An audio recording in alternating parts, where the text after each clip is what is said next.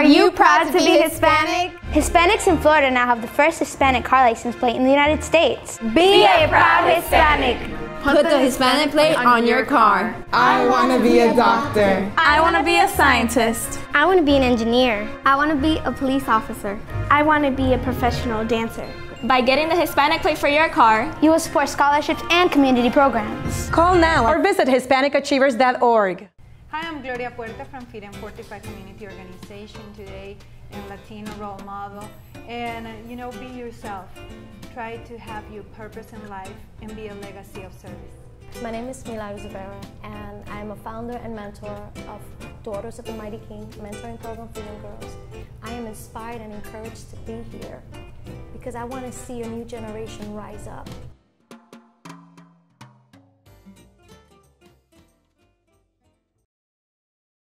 Hi, I'm Jose Miranda. This is Hispanic Speak Out, brought to you each week on Bright House Channel 49. So keep listening and keep watching. Being joined tonight, we're going to talk a little bit of politics, of course, and we just finished talking about several other things. I'm being joined by Eddie Fernandez. Hello, Eddie. That's good. I'm sure that you guys have seen this handsome face, on your posters. He was running Orange County Clerk's office, and I wish he continued to stay in there.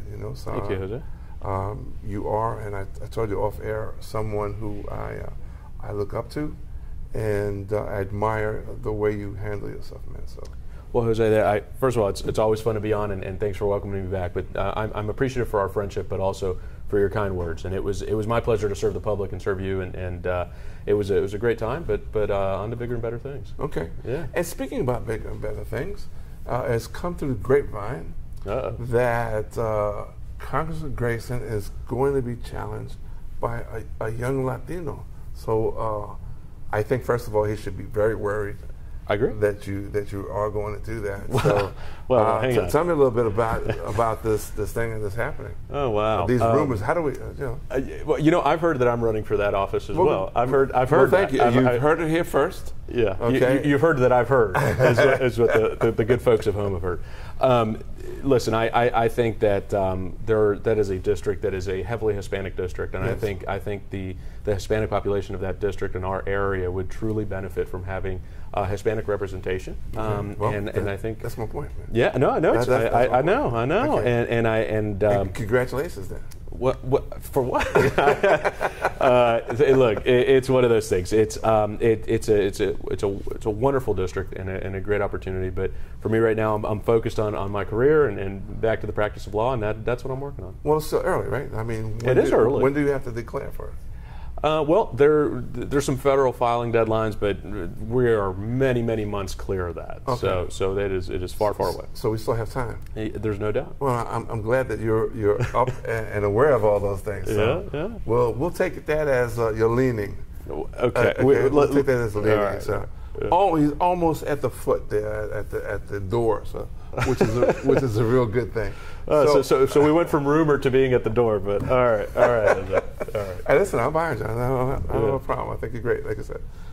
So you are on a couple of boards, and there's a couple of things happening out there in Florida. Yeah. So tell me about what's going on, and bring us all up to speed. Yeah, absolutely. Well, one of the things that I'm enjoying right now, I serve as the vice chair of the Charter Review Commission, which is as I mentioned last time on the show, is the commission that actually looks at Orange County's charter. There's about 20 charter counties in the state of Florida. And those charters, which are the kind of the county constitutions, every so often, and every county is different, they have to be reviewed, analyzed, see what the public wants to change, what's not functioning, what's not working for the Hispanic community or any other community that's subject to that charter. So right now we're going through that evaluation process. In fact, this week we just completed our very first public hearing. All our meetings are subject to sunshine, means that they have to be noticed and held available for the public to ask questions and the public to address the commission. What's unique about these these meetings, and the reason we call them public hearings, is because we're actually launching into the districts. We're not meeting just at the county administration in downtown Orlando. So the meeting we just had this week was in Englewood. And I actually chaired that meeting, and so we'll be welcoming the Commissioner Pete Clark from that district. We'll be welcoming mayors whose cities are in that district, any other elected officials, but truly what it's about is the general public. Having the general public come to us and say, hey, this is what I think we should change about Orange County. We've received tremendous ideas already. One of the things that I have found interesting, particularly that I think would be of particular interest to this show, is there's a lot of desire out there to create an additional county commission district. Right. And one that might provide access to the Hispanic community to have our own representation. You know, it's crazy to say, but when I walked out of the courthouse that day, my last day at the courthouse as clerk, that meant that we didn't have a single Hispanic elected official, Puerto Rican or otherwise, no Hispanic elected officials at the county level, on the school board, or at the constitutional officer level, which is what I was. And that in a county of this size, with the percentage of Hispanics that we have in this county, I find that to be incredible.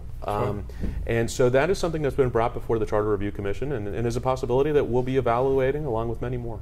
When you say evaluating, are you in a position to make that happen, or is it just a recommendation body? It is both to a certain degree. So I'll explain how it works. In a nutshell, we receive public input, and public input drives what the commission analyzes. Then the commission has to clear a financial analysis and a legal analysis to determine that the ideas that are brought forth are legal and financially feasible. Okay. Once that is accomplished, the commission has the power to directly put that on the 2016 general election or presidential ballot. And then the people would vote those changes yes or no. And so that is how it works. So we have the direct authority, and in fact the county commission has no direct oversight or influence over us. We're an independent commission of the county commission that exists simultaneously for about this year and a half every 4 years. With the situation with Latinos, okay, while we have all these large numbers, we don't get out and vote. So proposing the fact that, let's say you said we need that seat, knowing the fact that we have zero representation, there's nobody at the table that looks like us, okay, how do we change that and get those people to get away from the TVs or whatever it is they're doing to get out and vote? Well, how do we do that? Well, TV's not a bad thing if they're watching this show, but you know, it's but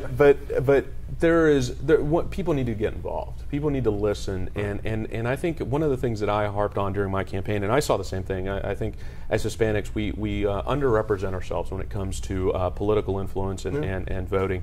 And I think one of the things that I saw during the election is a lot of people have an attitude of, you know what, this is an interim election year. I'm not going to worry about it this year. I'll go vote when it's the president's thing.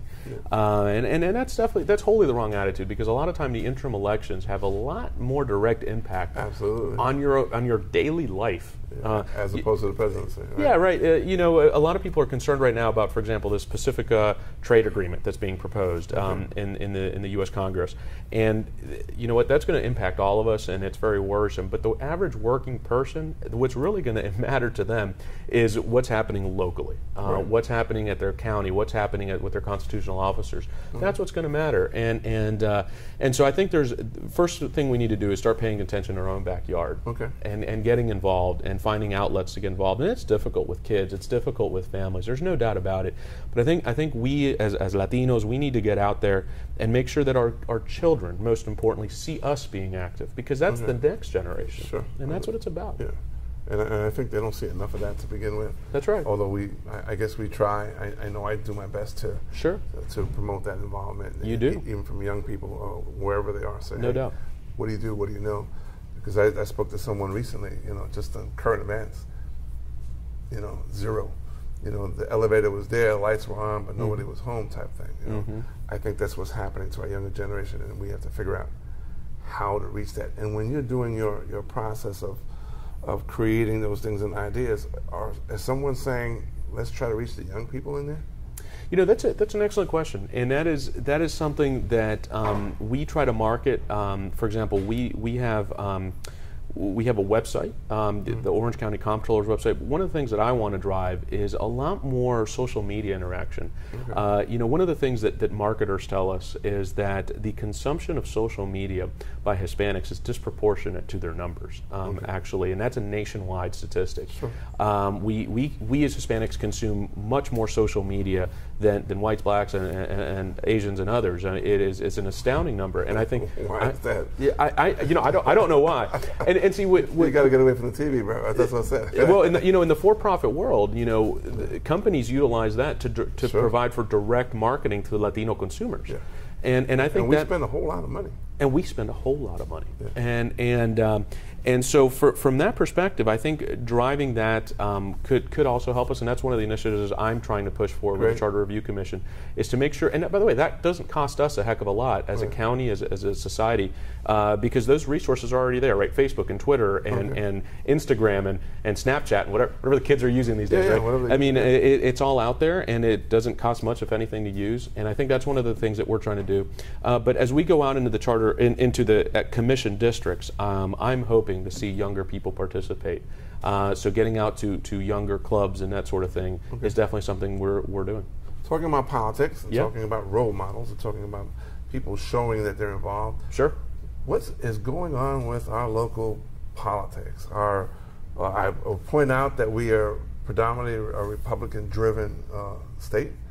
And recently, members of your party decided to take an early vacation, and subsequently we have to come back to the table to redo a budget that normally gets passed regardless of whether we like it or not. What's going on? Well, let me recharacterize a few things in there. Our state is actually not unlike many others, but it's an interesting one in that we are a red state by a small margin, but we're a red state. We're a Republican state.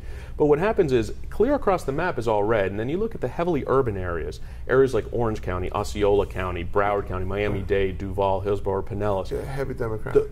Heavy dark blue, right?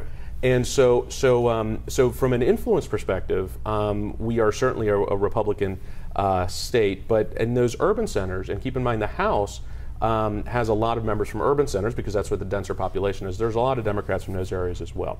As far as an early vacation, I don't know if I agree with the terminology in the sense that, and I'm not saying I agree with the House, by the way, I don't. Yes, but people left the building very quickly. They sure did, and they knew that they would have to come back for a special session because in our Constitution in the state of Florida, the one thing, it's like the Seinfeld episode. You had one job, right? Which is to hold the reservation. Well, the one job is to pass the budget. That is required by our state, and that was not accomplished. So they knew they would have to come back. As far as what's going on, it's a philosophical, it's a fiscal disagreement among members of the Senate and the Senate. The Senate and the House. And of the same party. Mostly of the same party. That's right. And so what is going on is we as a state are entitled to a certain amount of federal money, just to make it as simple as possible, right? That federal money would flow and expand Medicaid in the state of Florida for people who can't afford it and providers who provide certain services. And there is a philosophical debate about whether that should occur or not. So in this special session, it's going to be fascinating, at least for us who watch this stuff closely, to see what happens. What kind of compromises and creative resolutions are going to be reached, because it is a very interesting situation when you have disagreement between the chambers and also among one party. Sure. Real quick, we've got 30 seconds. Yeah. Was this done on purpose?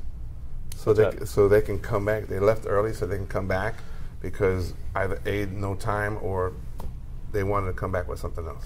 There are a lot of tremendous legislators, many of our own local legislators who were planning to do great things in those very last few minutes and days of session who didn't get accomplished those great things they were planning for us. I don't think it was done on purpose. I think it was one of those things where they knew a stalemate would occur and they decided to cut their losses where they could. Eddie, thank you, man. It's always my pleasure, my friend. I really appreciate it. Thank you. A ton of stuff more. Let's do it. I have to try to track you down and bring up our own dogs, okay? I'm Jose Miranda, and with the future Congressman, we'll be right back. Are you proud to be Hispanic? Hispanics in Florida now have the first Hispanic car license plate in the United States. Be a proud Hispanic. Put the Hispanic plate on your car. I want to be a doctor. I want to be a scientist. I want to be an engineer. I want to be a police officer. I want to be a professional dancer. By getting the Hispanic plate for your car, you will support scholarships and community programs. Call now or visit HispanicAchievers.org. My name is Nilmarie Zapata, and I am a Latina role model because I believe that you can overcome any circumstances that come in your way and be the best version of yourself. Hello, I'm Sandra Rivera, and I'm a Latina role model.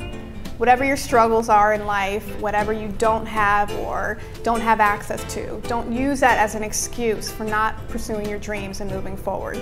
Get out of your own way and get out of your comfort zone, and you will be amazed at the growth that you will experience. Hi, I'm Jose Miranda. This is Hispanic Speak Out, brought to you every week at 9:30 right here on Bright House Channel 49. We're going to talk culture tonight, which is something cool, and I guess we get away from it every now and then, but which is so much a very part of us. And I'm being joined with a very special young lady with me tonight by the name of Pelli,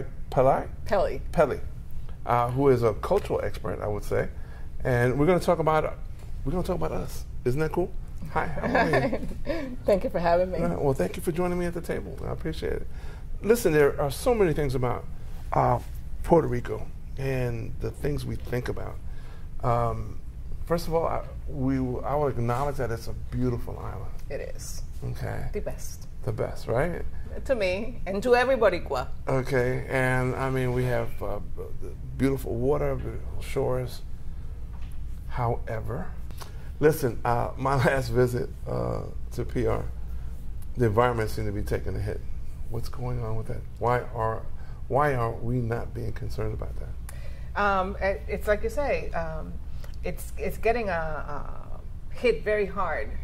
And when we think about environment, usually when we're thinking of our island, we think about the breeze and the ocean and the water and everything that we can do there. Our people are not aware that Puerto Rico happens to be one of the islands that is on the small islands list of islands that will be impacted by climate change, if not already happening. Right. We have issues where we have a lot of contaminated water also making it to our oceans. And one of the things that we see now, and this didn't happen before, as we know our island, that many times you want to go to the beach and you get there and it's closed because it's contaminated. Okay. So there's a lot of things that are impacting the beauty of our island and the essence of what it made it as famous as it was. Is the issue overpopulation? I mean, do we have too many people for the island? I mean, it shouldn't be, but maybe that is an issue as well. Well, I used to hear that a lot.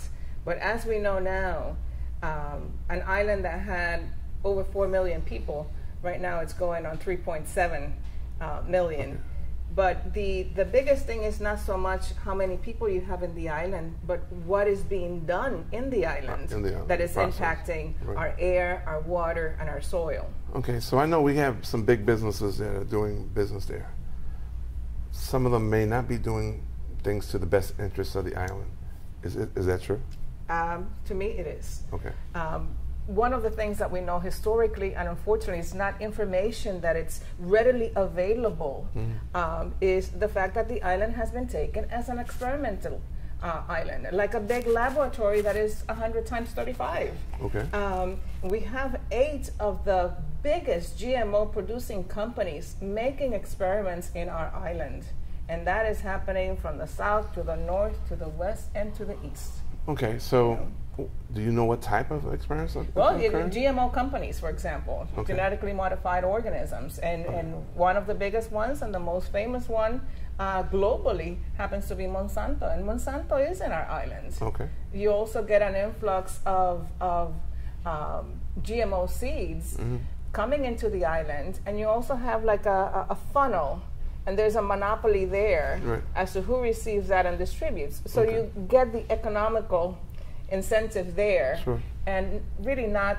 paying attention to the ramifications that business will have to the people in Puerto Rico and to the island itself. We spoke Monsanto? Monsanto. Okay, so they hired a lot of people. Lots and lots of people, so people are getting paid. So how do you augment that with I'm getting paid and they're actually, the workers are actually contributing to the negative part of the island? I think that our people, and this is something that we have to be very clear on, our people are between a rock and a hard place, because yes, you need to have the financial means to be able to support yourself. Right. But at the same time, no money that you ever make doing that job will cover for all the medical expenses that you will have to incur to when you start getting the illnesses based on these contaminants that are impacting our island. So how do we discourage, or how do we inform the workers that perhaps they need to take a step back, and are you trying to do something about that? Well, I think that one of the things that we can do as Boricuas, as Puerto Ricans, is to make demands on the people that are really making the decisions to bring these companies. I think that we need to start thinking of sustainable development. I think that there are ways of creating the jobs without compromising the safety, the health of flora and fauna in the island. Okay. And for the longest time, many of us grew up with political ideals in our families where you were either this color or you were that color, and you were that color, okay? My great-grandmother didn't know how to write, but she knew that she could do an X where she saw that baba. and we had a lot of that, and what happens is that then we go into the politica versus politiqueria, okay? And a lot of the younger generations were discouraged. Sure. No interest in politics, because I don't want to be having these arguments. Or maybe you had the idea, well, how do you know that just because he happens to be from that color, he's the good choice for our people? And I think that now you have a new generation that is saying, no, you know, we want to have the people that really care about the island and that are looking for the best interests of the island. I think that we're starting that transition. I think that people got sick and tired of being sick and tired. Well, let's talk a little bit about that political aspect of it, because I think that affects everything overall, whether it's health or science or construction or whatever. We have a situation here where you grow up, you drink, you smell politics in Puerto Rico. That I grew up that way, okay, around the table, okay, drinking coffee and really battling out for some things. Why is it so difficult to achieve things on the island now, and we seem so spread out, so unorganized? We're not together anymore. What's going on? To me, it has to do with education. And again, that politica versus politiqueria. Because a lot of those things that we grew up with had to do with the passion of our people based on the beliefs and what was instilled in them. Now people have disconnected. How do you have people engage back? How do you get people to really care about what's happening and how that impacts their lives? Sure. Sometimes people don't think that unless it's knocking at your door, that something is not going to come and affect you. Okay. You know, so we need to be proactive. What have we done with our passion? We are a people of love and of caring and being involved. What the hell happened to it? I mean, we're here in Florida, and I could sense your passion is still there. So why is it waning so much? What do we need as a people? I think that we need to connect with our true identities.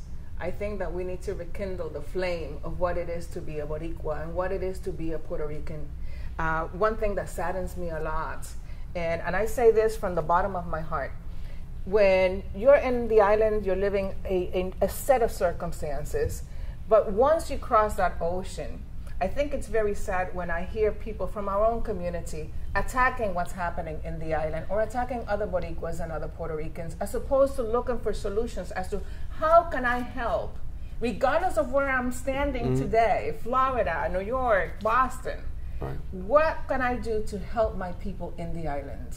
You know, and what kind of incentives are there to promote the growth in our island so that people connect again, you know, and have that passion. To me, it's really sad when I see that not too long ago, in the 50s, 60s, 70s, you had people that loved the island. Yeah. You know, I grew up knowing what it was to inter my fingers in the dirt. Sure. You know, I knew about la zafra, you know, the sugarcane harvesting.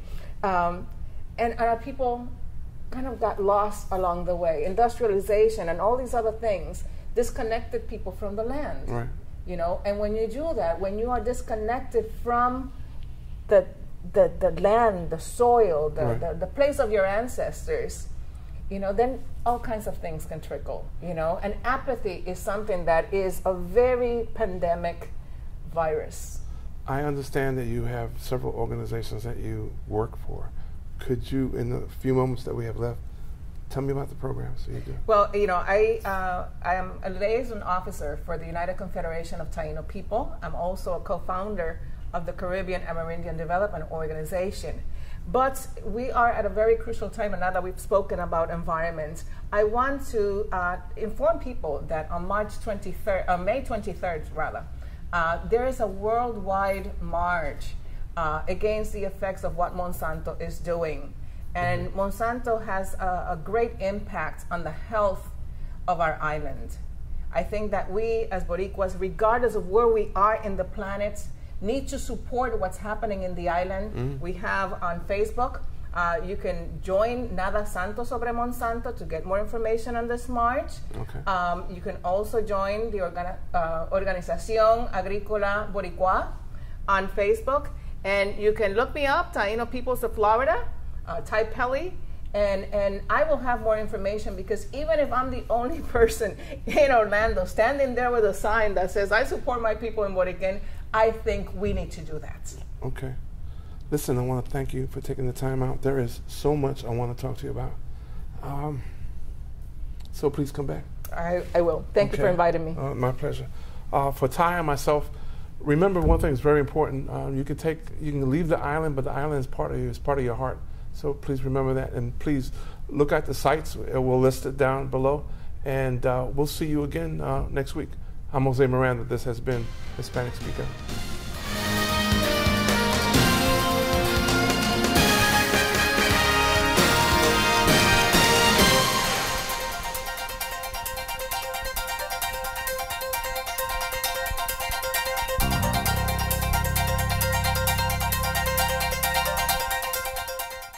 My name is Nilmarie Zapata, and I am a Latina role model because I believe that you can overcome any circumstances that come in your way and be the best version of yourself. Hello, I'm Sandra Rivera, and I'm a Latina role model. Whatever your struggles are in life, whatever you don't have or don't have access to, don't use that as an excuse for not pursuing your dreams and moving forward. Get out of your own way and get out of your comfort zone, and you will be amazed at the growth that you will experience.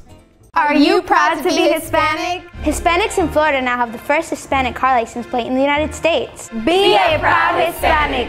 Put the Hispanic plate on your car. I want to be a doctor. I want to be a scientist. I want to be an engineer. I want to be a police officer.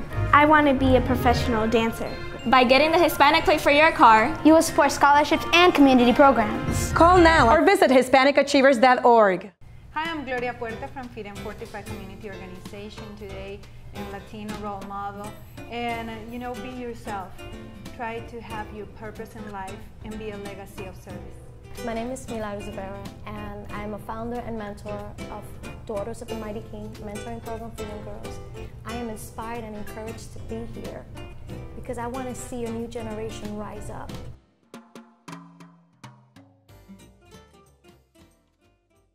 My name is Nilmarie Zapata, and I am a Latina role model because I believe that you can overcome any circumstances that come in your way and be the best version of yourself. Hello, I'm Sandra Rivera, and I'm a Latina role model.